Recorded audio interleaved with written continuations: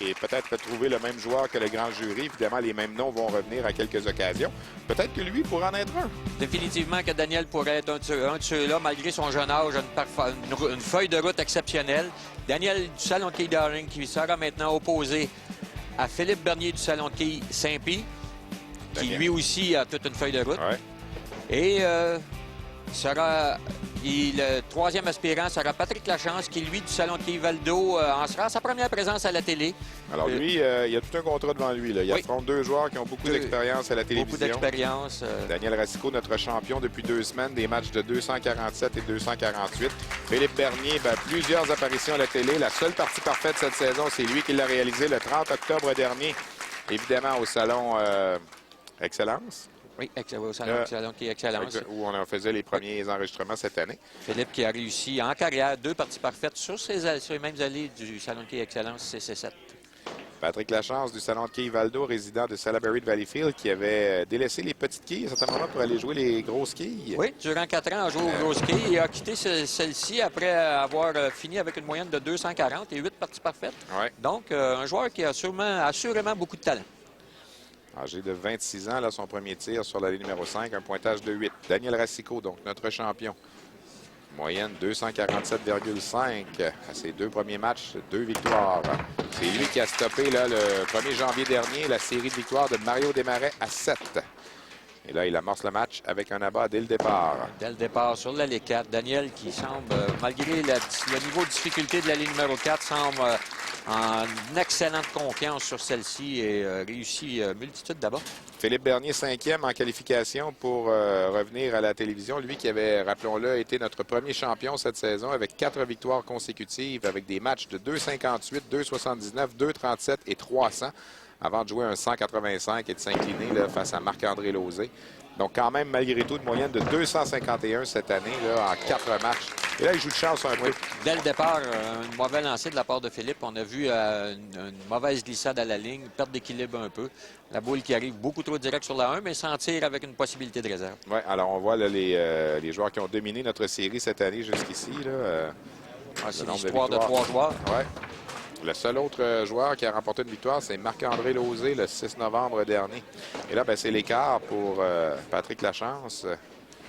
Son premier tir sur la ligne numéro 5. Et de l'autre côté, Philippe qui rate la quille numéro 10. Oui, donc, dès le départ, carreau vert. Mais c'est le bon endroit pour le faire, si on doit en faire un.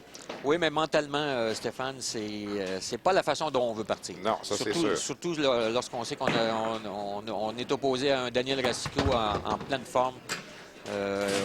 On veut partir en même temps que Daniel, lorsqu'on sait que Daniel lui-même, avec 2 parties au-delà des 2,40 lors des semaines précédentes. Alors, pour revenir, Daniel, à notre concours, qui a été le plus grand quilleur de l'histoire du Québec? On va sortir quelques noms. Là. Oui, OK. Écoute, évidemment, on ne peut pas passer outre les François Lavigne, les André Morissette, les Bill Toprani, les Thierry Dissegna, les Denis Rousseau, qu'on surnomme Monsieur Quille, qui a été le joueur avec le plus de parties, de parties parfaites à la télé. On peut nommer Pierre Sigouin, Marc-André Remond et Jean Rioux qui ont formé une équipe redoutable lors des années 80. On peut en nommer, il y en a beaucoup. Léo Gordon, André Lauzé, le père de Marc-André, qui eux aussi ont formé un duo exceptionnel à la télé. Donc, alors, on vient de vous nommer quelques noms. Allez-y de votre propre choix. Allez sur le site Internet des Salons de quilles associés du Québec. Remplissez la petite formule qui parle de ce concours. Et qui sait, si vous avez parmi tous les gens qui auront le même choix que le jury à la fin de la saison, le grand jury, on va tirer au hasard ce magnifique prix, gracieuseté de Célébrito, un voyage en Turquie. Oui, et on peut mentionner, peut-être rajouter 2-3 noms des quilleurs de la région de Québec. Pierre Roy, Alain Racine, d'excellents quilleurs qui ont joué. Il y en a tellement eu. Il y en a beaucoup. Et on va, durant les prochaines semaines, je formerai une liste et on en rapportera quelques autres noms qu'on pourra ajouter à cette liste. Évidemment, pour les gens qui sont un petit peu moins âgés, on se souvient moins des François Lavigne, André Morissette et compagnie. Mais les joueurs, pendant ce temps, Philippe Bernier, toutes sortes de problèmes. Oui, sur la ligne numéro 5, il ne semble pas en confiance sur la ligne numéro 5. Je ne sais pas s'il y a quelque chose qui l'a dérangé lors de sa pratique. Semble ne semble pas en confiance sur celle-ci. Trop plein à son premier lancer, a raté la réserve et là, il se retrouve avec une trouée. Pendant ce temps, Daniel récupère la réserve. Donc, pointage de 48 au deuxième. Il vient déjà de prendre le 25 quilles et plus d'avance sur ses deux rivaux après seulement 3 carreaux. Et là, s'introduit dans la trouée. Pointage de 25 pour Philippe Bernier. Après 3 carreaux, on n'a pas vu ça souvent. Non, de la part de Philippe. Ne semble pas en confiance. Son point de départ ne semble pas être le bon sur l'allée. On a vu la boule revenir trop au centre lors de ses 3 lancers. Il devra apporter certains ajustements. Patrick Lachance, lui, un abat au 3e carreau. Tiens, vient de réussir un doublé. On premier dans le match. Alors, l'aspect nervosité peut-être passé après les 2 premiers carreaux. Et, oui, l'attitude à prendre lorsqu'on est à sa première présence, c'est de faire son cheminement, venir pratiquer les allées et d'essayer d'oublier tout ce qui se passe alentour. Lorsque c'est la première fois, Stéphane, on joue devant des caméras, devant des lumières, devant des gens. Et souvent, ce qui nous trotte dans la tête, c'est pas ce qu'on a exécuté, mais de bien paraître. Et souvent, c'est le fait d'oublier ce qu'on a exécuté qui fait qu'on n'exécute pas exactement de la bonne façon. Premier rabat inscrit pour Philippe Bernier. Peut-être en rajouter quelques autres dans nos quilleurs. Normand Martin-Beau. Normand Martin-Beau, qui était un excellent quilleur. Il y en a beaucoup, Stéphane. J'en ai côtoyé beaucoup. Là. Ça ne me vient pas. On a eu des quilleurs, même un dénommé Charbonneau. J'oublie son prénom. C'est de lui que tu parles, un grand gaucher. Oui, un grand gaucher. Ouais, Martin Charbonneau. Martin Charbonneau, je crois, oui, c'est ça. On a eu Maurice Boyer, Guy Bolduc, Gaby Bolduc. Les frères Ducharme, à une certaine époque aussi, ont connu beaucoup de succès. Oui. Donc, la liste est longue. Alors, faites votre choix. Et si votre choix, comme on le répète, est dans le même choix que le grand jury. Et là, Daniel Racicot qui en trouve la porte à Patrick Lachance, qui, mine de rien, là, peut prendre les devants dans ce match. Philippe sur la 5 ici, qui semble, bon, et ça, semble avoir fait l'ajustement. On a vu, je crois qu'il a déposé la boule plus légèrement à sa droite et on a vu que celle-ci s'est dirigée au bon endroit. Quand même pas trop tard, sauf que comme contre un quilleur de la trempe de Daniel, c'est difficile de rattraper des quilles, car celui-ci, ce qu'on appelle une erreur non forcée, ça n'arrive pas souvent dans son cas. Oui. Alors là, Patrick Lachance, si il ajoute des abats, peut prendre les devants dans ce match. On sait qu'on l'a dit au départ, là, c'est l'inconnu du groupe, c'est le négligé. Oui. Il n'y a pas de pression, lui, il n'y a rien à perdre. Rien à perdre, tout à gagner. Oui.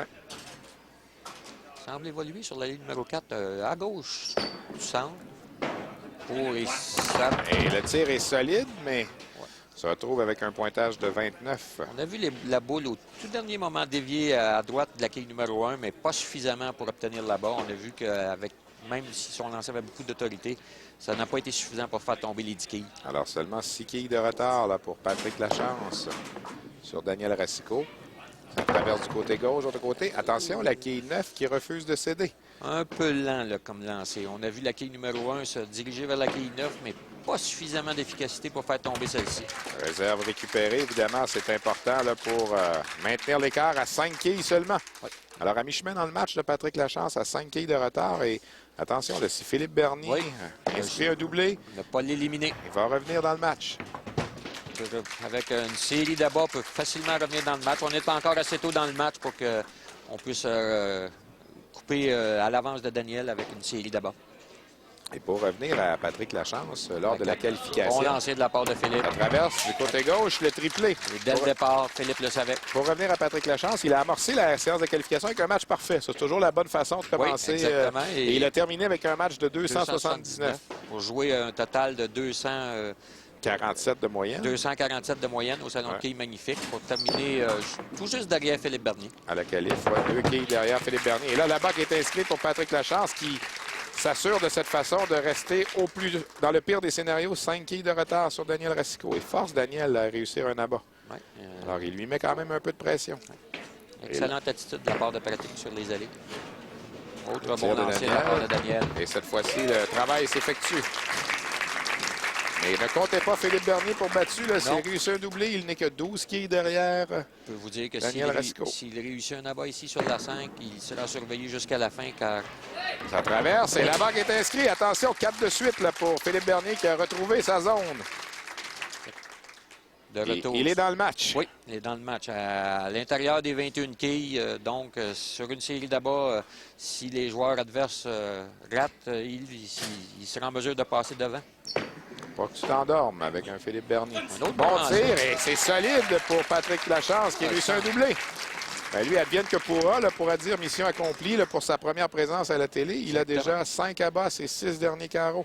Exactement. Il est arrivé ici, il est venu pratiquer les allées, s'est appliqué à trouver son plan de match, a trouvé son plan de match et se présente ici avec, comme tu l'avais dit tantôt, rien à perdre. On applique le plan de match, on fait des bons lancers, puis on regarde le résultat à la fin. Ça semble bon, le tir qui est inscrit. Là-bas qui est inscrit pour Daniel Racicot. Donc, il conserve 5 quilles d'avance sur Patrick Lachance. Et là, attention, Philippe Bernier peut s'approcher à seulement 12 quilles. Doit réussir un abat ici. Ça semble bon. Ça traverse du côté gauche. Là-bas qui est inscrit. Attention, on a un match, mesdames, messieurs. Là, les 3 joueurs ont un doublé en banque. À l'intérieur de 12 quilles. 12 quilles d'écart. 127 pour Daniel Racicot, 122 pour Patrick Lachance et 115 pour... Et vous voyez, le Patrick Lachance vient justement là, de demander au juge de replacer les quilles. C'est sa responsabilité. Jeter un coup d'œil au triangle, ça ne faisait pas son affaire. Ça prend quelques secondes et on replace le tout. Patrick Lachance, donc, premier à s'exécuter au 9e. Et là, il a raté son tir. Ça remonte un peu, mais là, se retrouve avec l'écart, malheureusement. Là. Mouvement un peu trop précipité ici. On a vu que l'anxiété, la nervosité du moment, on précipite notre mouvement un peu. On arrive à la ligne et on doit freiner. Puis on a de la difficulté à bien diriger la balle. Là, avec cet écart, ben, Daniel le lancer Racicot, du match pour Daniel ici. En tout cas, il conserve 12 quilles d'avance au pire. Oh, attention! Là, il vient d'ouvrir la porte à Philippe Bernier. Ça, c'est une malchance, Stéphane. C'est très rare que je vais dire qu'un joueur se fait voler au quille, mais dans le cas présent, c'est un excellent lancer de la part de Daniel. Et on a vu la quille avec la quille numéro 1 qui a contourné la quille numéro 9 au lieu de la faire tomber. Et dans le cas présent, on peut parler d'un vol. Bien là, Philippe Bernier peut gagner ce match, Danny. Philippe Bernier peut gagner ce match, même s'il avait 25 après 3 carreaux. Série d'abord, c'est des joueurs... S'il termine en abat, c'est lui qui gagne. Plus besoin de s'occuper des autres. N'a qu'à réussir ses abats jusqu'à la fin et il gagne le match. C'est sûr que, comme j'allais le mentionner, sur la ligne numéro 4, c'était le lancer du match pour Daniel, car s'il avait passé là-bas, s'il avait réussi là-bas, il se serait assuré, en terminant sur la ligne numéro 5, d'être en bonne position. Alors, le petit problème technique là, avec voilà, la quille qui est revenue, la quille numéro 9, donc qui vient d'être replacée. C'est la quille qui, évidemment, Daniel doit récupérer. Attention! C'est loin. C'est suffisamment loin du côté gauche pour que celle-ci revienne, mais Daniel n'a pas dirigé le lancer dans la direction qu'il aurait voulu dès le départ. Alors, 176 au 8e, une réserve en manque au 9e. Si Philippe Bernier réussit un abat ici, il prend les devants dans le match. Du côté droit. Et c'est bon!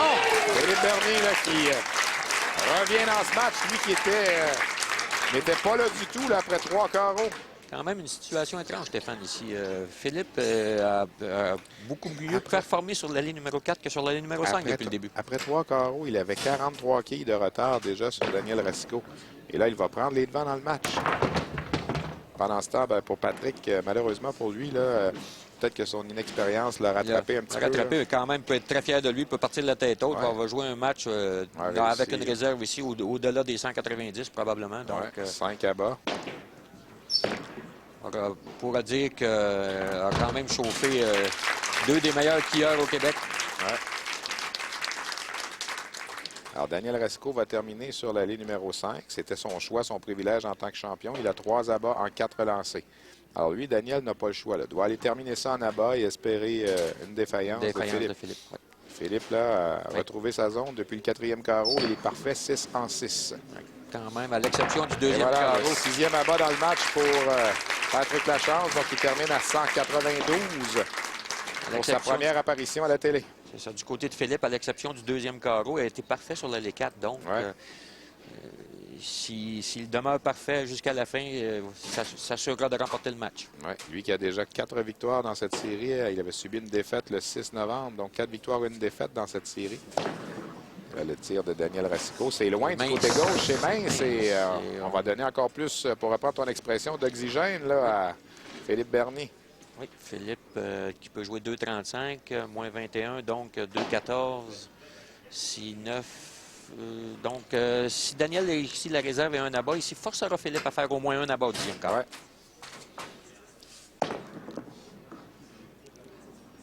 C'est réussi. Ouais. Donc, là-bas, ici, de la part de Daniel est important. Si un pointage de 9 on pourrait obtenir une égalité avec un 9 réserve et Daniel n'a que 2 abats à ses 6 derniers lancés. Mais à sa défense, son dernier lancé sur la ligne 4 a été vraiment malchanceux. Alors, Daniel Racicot, donc, qui complète son match. Un abat important. Oui. 215 pour Daniel Racicot. Alors, ça prend absolument là, un abat tout de suite à Philippe Bernier. Sinon, il ne pourra pas espérer mieux que 214. Exact. Alors, ça prend un abat absolument sur ce tir. C'est assurément le lancer du match ici. Oui. Si Philippe Bernier réussit un 7e abat de suite, il va remporter ce match. Sinon, Daniel Racicot sera de retour la semaine prochaine. Semble bon. Philippe Bernier, semble bon du côté gauche. Il a inscrit un 7e de suite. Quel retour de Philippe Bernier. On ne peut jamais compter les skieurs avec un niveau de talent comme celui de Philippe hors d'un match. Même, alors, ça lui prend 5 quilles en 2 lancés. Même pas. 3 quilles. Donc, ouais, déjà 205 sans jouer. 6 quilles. 6 quilles. 6 quilles, ça sera 5 sur le premier lancé, c'est égalité. Tire. Ça traverse du côté gauche et le 8e abat de suite pour Philippe Bernier. Toute une performance de Philippe. Et même Daniel là, qui applaudit. Il avait 25 après 3 carreaux. Et il va le terminer peut-être avec 9 abats consécutifs. Un excellent pointage. Voilà le dernier tir de Philippe Bernier. Ça traverse du côté gauche. Un 9e de suite. 235 pour Philippe Bernier qui remporte la victoire et qui redevient pour la 2e fois cette saison notre champion en titre de la classe ouverte. On s'arrête pour une pause. Vous regardez Québec Quille à l'antenne de RDS.